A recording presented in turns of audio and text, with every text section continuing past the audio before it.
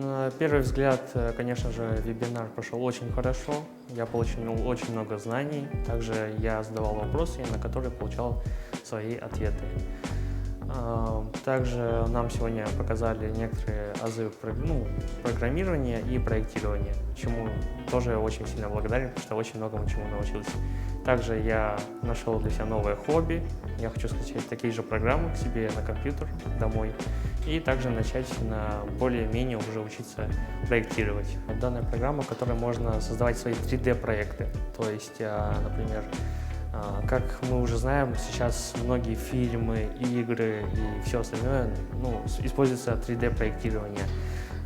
Также хочется начать уже более-менее разбираться в этом и попробовать какой-то новый проект, не знаю, может создать собственную модель машины или еще чего-то.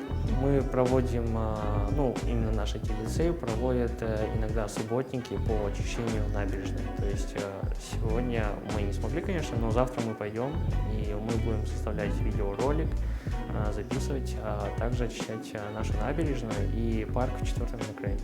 Любая проблема наша экологическая может решиться даже простым путем того, что мы будем сажать деревья и выбрасывать мусор как положено.